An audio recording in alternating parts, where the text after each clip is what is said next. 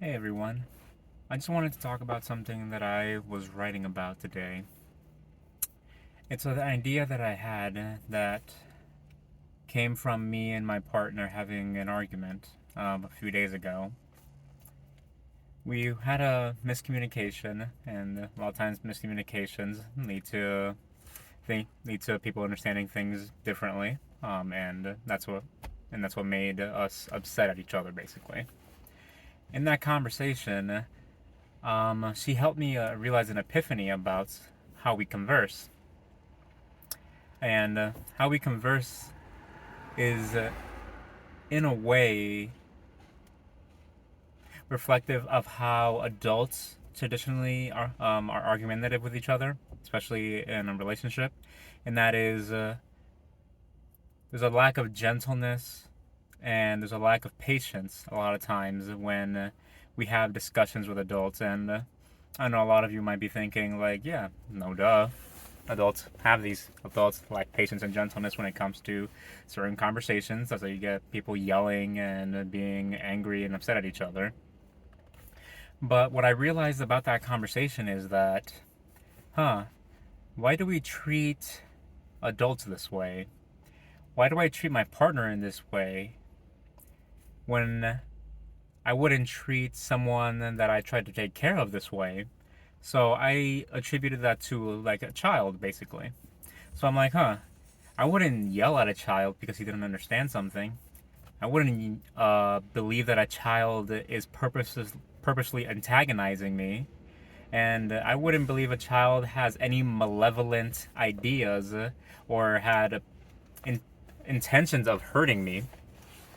So why am I doing that with my partner?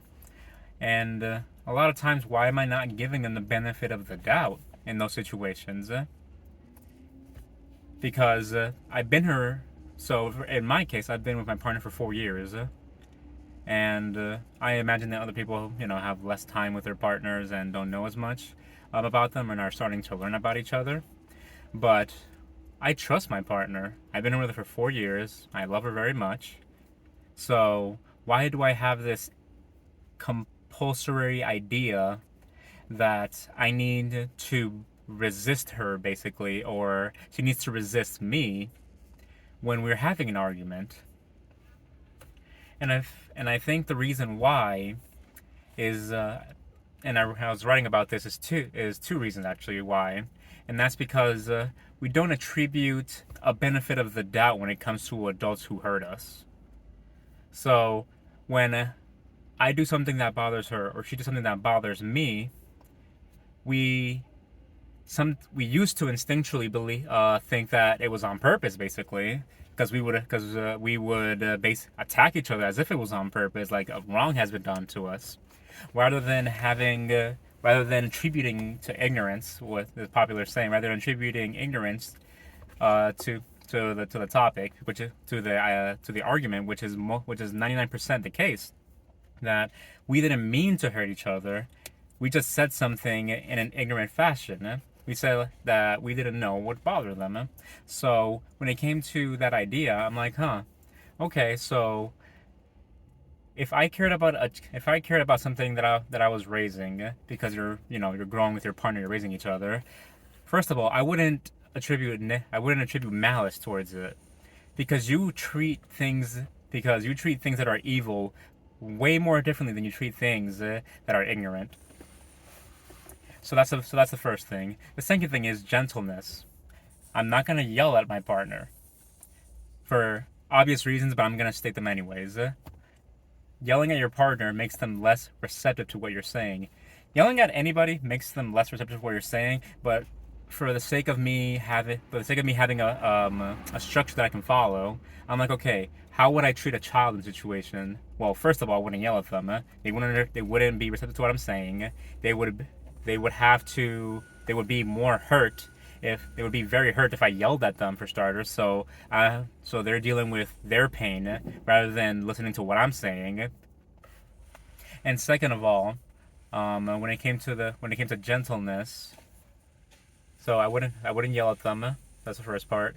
I wouldn't antagonize them, which is the second part. So no antagonizing. and no yelling. So that's the gentleness, and that is the attributed of, and that's the malice.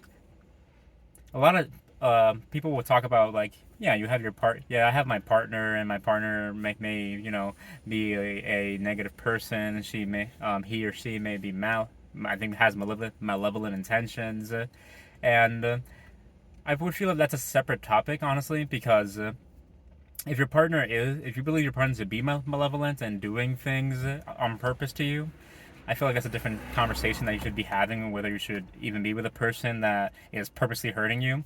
But if you're with somebody and you don't, if you're with somebody and on your best day you think that they're not hurting you, or on your worst day you believe that they're not doing it on purpose, then there's something to work with them. Then, if you believe they're evil, then what's there to work with evil?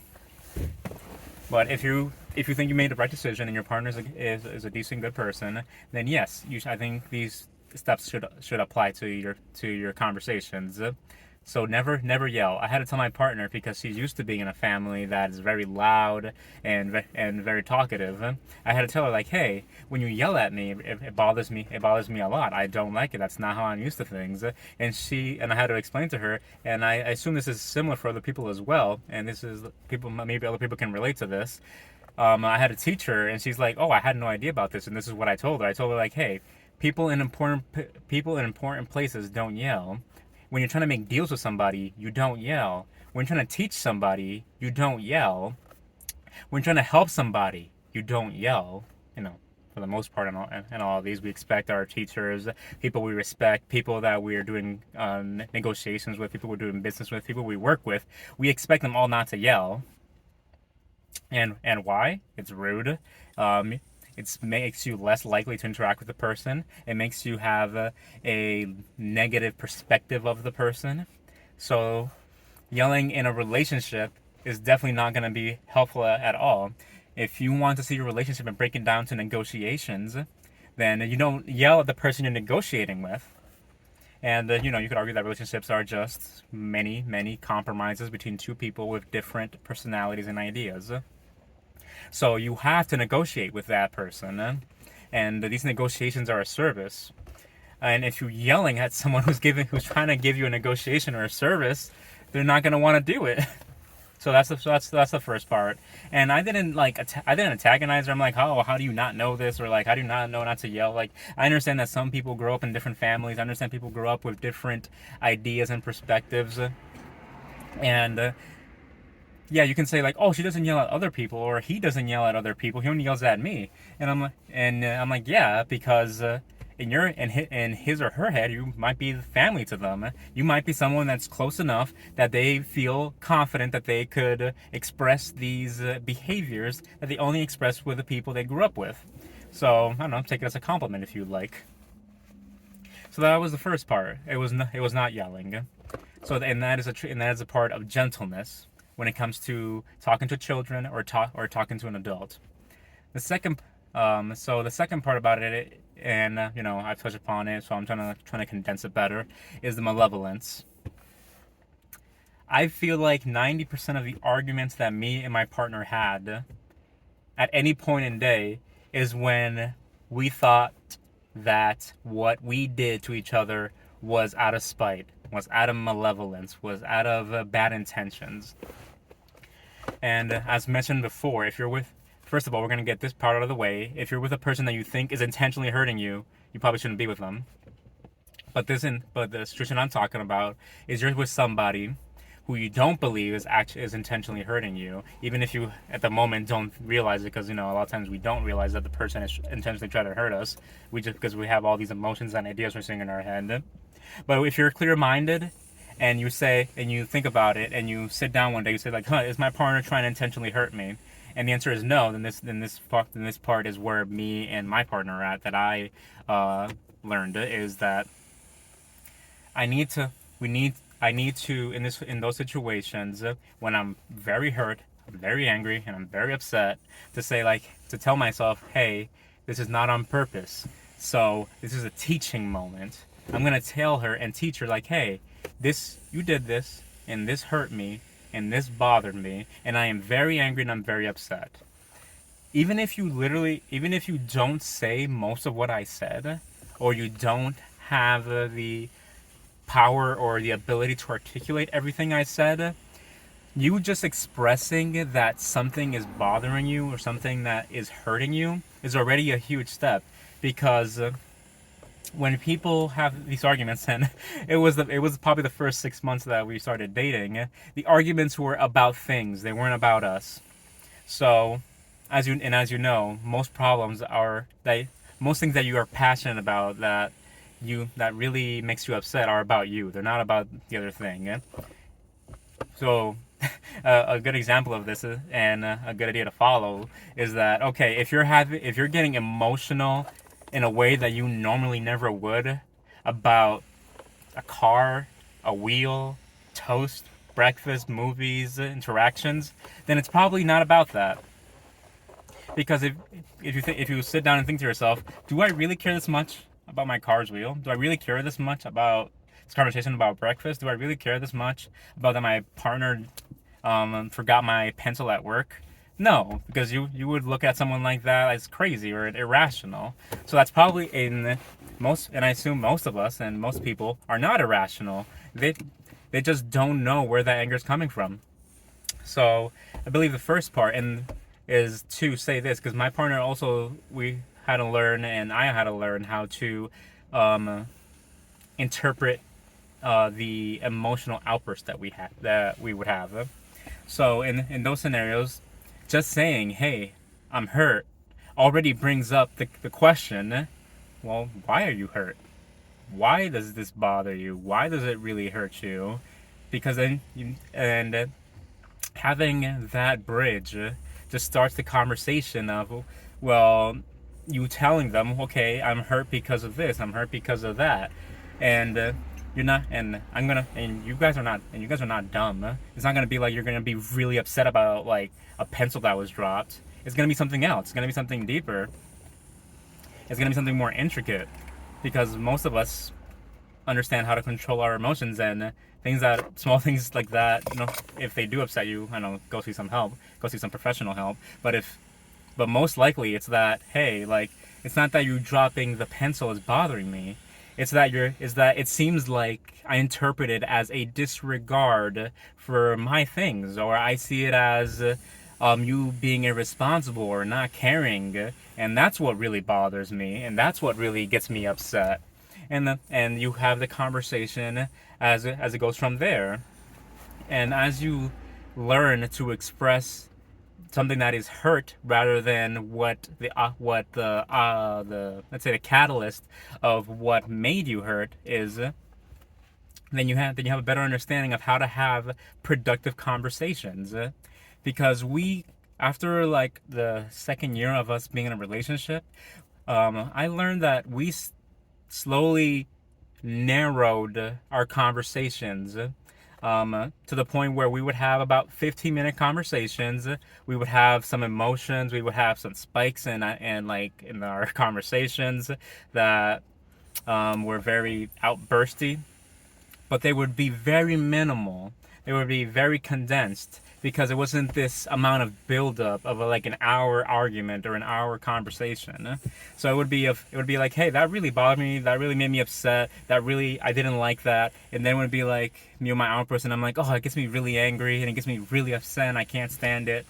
And then after that, it would be okay, and this is why it hurts me, and this is why it bothers me, and this is how I got here. Understand how you got there. That's the most important part. And the second part is that we do when we have these arguments is that, what are we arguing about? Because if for me personally, it's easier for me to disassociate in those situations and be like, okay, why am I angry? Why am I really this upset?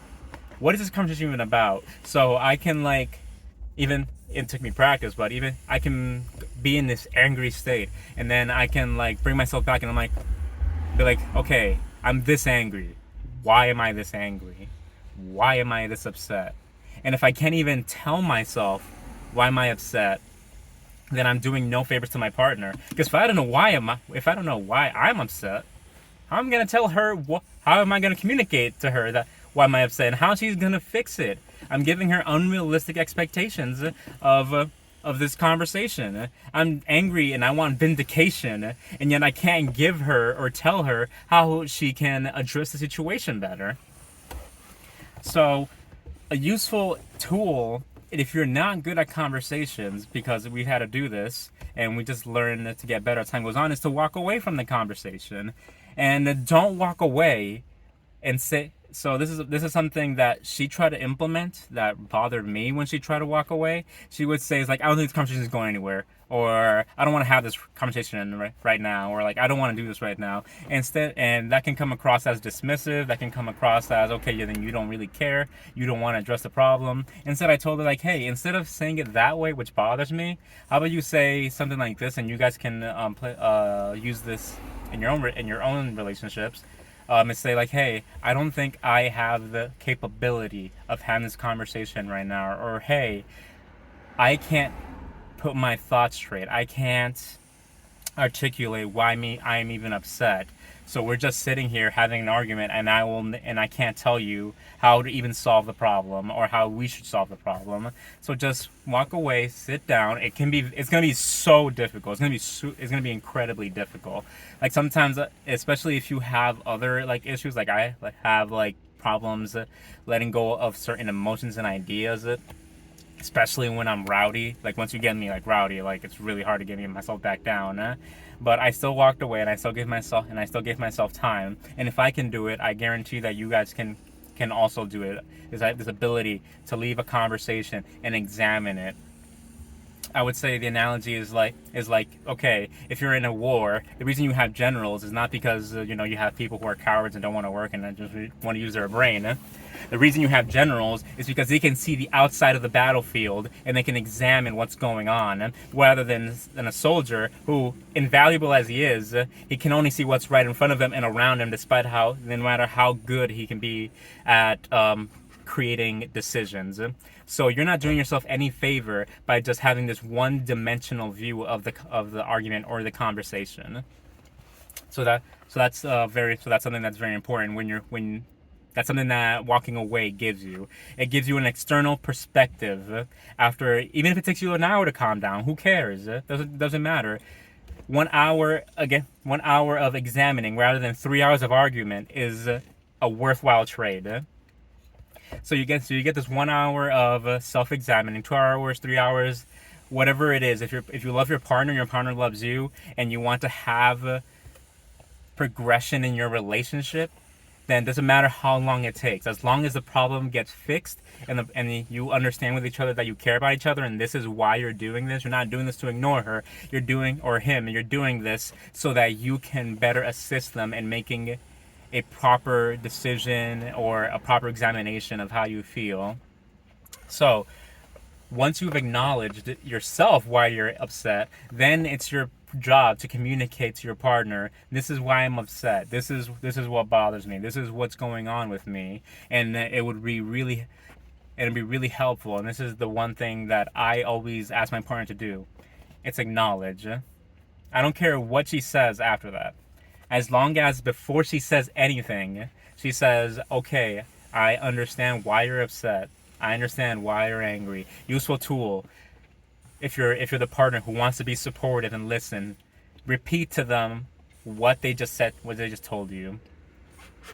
If you can't repeat to them what they just told you, you are not listening properly. You are not understanding properly. And maybe you have a question. Maybe if maybe you do your best to repeat it, and they say, "Oh, that's not what the problem is," or "That's not exactly what I'm asking," then you can go ahead and ask, like, "Oh, I'm sorry. Okay, what is exactly that you need? What is exactly the problem is? I'm sorry, I'm not understanding well what the issue is," and that makes a huge amount of difference.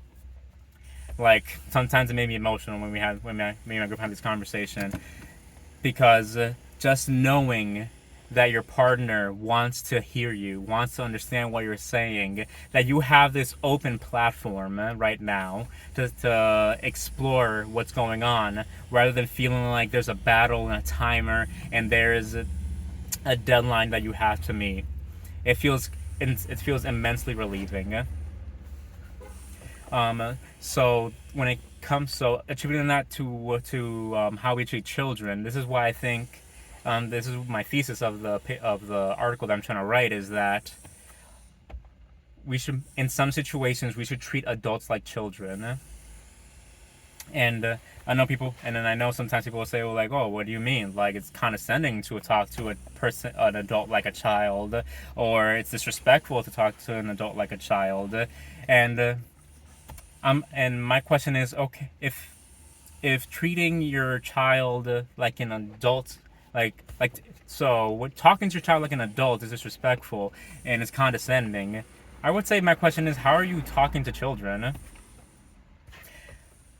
I see that. So to go through it kind of quickly, because it's not the main focus of this video that I'm trying to make. If you're talking to your child in a way that would be condescending or disrespectful to an adult, I feel like you're not talking to children in the proper way. I don't like when parents treat children like incompetent adults. I like when parents treat children like upcoming, respectable citizens or individuals.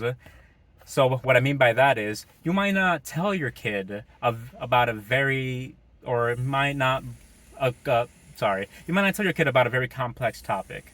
You might not tell them about this huge amalgamation of maybe political or emotional or psychological issues, but you should definitely bring it up in a way that they can understand, and that in a way that they can understand the idea and grow.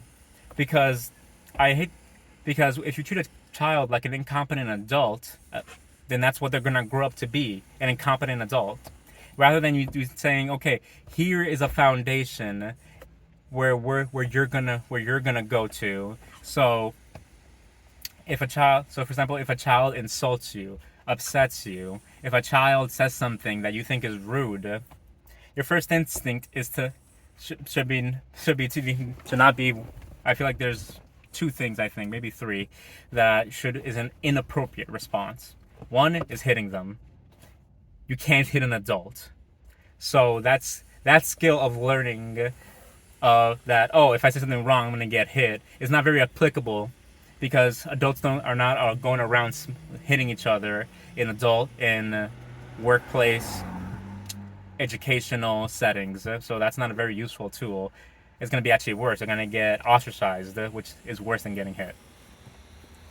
The second response: tell them that they're not old enough yet to understand. In some cases, this is valid. Some cases, it's like, hey, I'm sorry, you're not at the proper age right now where you can understand, because it takes certain experiences to understand, to get where I'm coming from. And it's the thing. That's not a childlike thing. If a teenager doesn't get something, or an adult doesn't get something like that. So, for example, I don't know, you grew up in a foreign country, and you have completely different experiences than a typical American. You're not gonna tell that adult, like, hey, you just don't get it. You're too young, or you're too centralized in where you grew up, or you're too down to earth when it comes to the American culture, so you'll never understand. You wouldn't say that, especially if the person is asking a curious question, like, hey, how was it like when you grew up? Oh, you're not capable of understanding. You wouldn't say that to an adult, so I think there's no reason to tell that to a child. You can be like, so let me give you some baseline. Let me give you some foundation. Let me tell you, this is how I grew up. This is the beginning of understanding. I feel that's a great way to say it. You want to give your child the beginning of understanding, and in the same way that you would an adult, because we don't just toss every single topic at adults and expect them to understand the entire topic. We build them up. We start them slow. We start them in a place where if you're doing a one-on-one, you can assess their individual ability and assess where they should start, whether that be high or low, medium, whatever. So that's the second part. A kid can understand, and a kid is this. So the first part is a kid. Oh, he just can't understand. He's too young. Yeah, I mean, he may be too young to understand the entire topic, but he's not too young to understand basics. because that's what you want from a young adult. That's what you want from an adult when something learns something new. You want to show him the basics or her the basics. And the second part is okay, condescending. People talk about baby talk. Basically, it's like you wouldn't talk to an adult like you talk to a child. It's like, oh, how's that going there? Like you high pitch your voice, use very simplistic words. Maybe you simplify the words even further by adding a y or a e, and making it sound very baby talk. So I'm very against baby talk when it comes to children. I'm very against oversimplification of conversations when it comes to children. Not to say that there hasn't to be a more simplified version of conversations when you're talking with children, but what I'm saying is that it shouldn't be a new language. So if you're talking to a child, it should be more like let's say they did their homework wrong. It shouldn't be like, oh, you did a baddie waddy, or you didn't do so good in your test, like trying to make it seem playful, because that's like, what does that do for the child?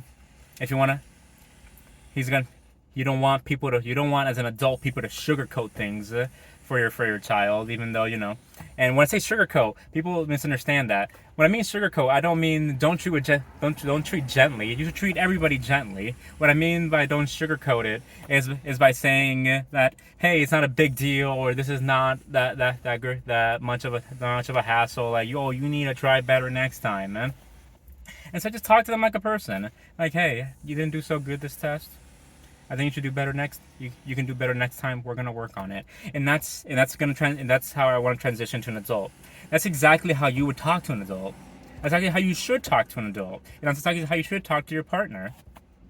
You should talk to your partner in a manner that's constructive, that's build them up, not tear them down. Instead of saying, so you wouldn't, if you wanted a competent child, you wouldn't say, hey, you did horrible here, you did terrible, and then just walk away. Listen, if that breaks down a child, you think what? You think that won't break down an adult? You thinking if a child can understand that, hey, she just said something very negative, it makes me feel bad. You think an adult that with, as many people attribute, more experience and understanding, that they won't understand that, oh, this person is really upset at me, or this person is really angry at me, or they're really trying to bring me down, and I don't like that. Then you're gonna have a negative reaction. So when you're talking to your partner, important thing, build them up. If you're trying to do something negative, it can't be like you did something wrong. It has to be, you did something wrong, and this is how me and you are gonna fix it. You did something wrong, and this is how me and you are gonna talk about it. Or if they don't think if they don't think they did something wrong, and say like, hey, I understand that you don't get it, so let me try my best to explain why what you did is wrong. Or maybe you have a different perspective and you tell me what's going on. Or you can even start with them. You can say, hey, so what did you think about that situation? Or like, hey, what did you think about what you just said? Or like, and start it slowly, start it gently. It all depends on your partner, obviously. Me and my partner are more straightforward. We're just like, hey, this really bothered me, it hurt me, I didn't like it. And sometimes she tries to talking out gently, and she's like, what do you think about what you just said there? And that leads on to the healthy conversation. And that's your foundation right there. Your foundation is, okay, if what I am saying is not building up my partner, then I probably shouldn't say it that way. I should probably rephrase it, because you might be asking, like, okay, in this situation, why would I build up my partner? Well, for starters, do you want a competent person as your partner, or do you want an incompetent person as your partner? Do you want someone who's confident in themselves? Do you want someone who has the ability to continuously learn about you and the relationship? Or do you want someone who will cower in fear at your attacks and your insults and your name calling, and will just give in to you and just say, oh, yeah, sorry, I apologize. And eventually, he becomes monotone and uncaring after a while. Is that who you want? Someone who is indifferent to what you say? Or do you want someone who has thicker skin towards you? One discussion that we had a while ago, and that brings me into it, is that people always say is like, okay, then why is it that what I say should hurt them? What I say doesn't hurt people. He just got hurt from it. And nobody is the same as your partner. You have a very unique relationship. So if you believe that your relationship is separate and unique as you want it to be, because that's the reason you chose them as your partner, not as your friend, your brother, your sister. Not that you can choose that, but you get what I'm saying. Yeah? If you chose this person to be a unique individual that has access to your emotions that most people don't, then you're gonna have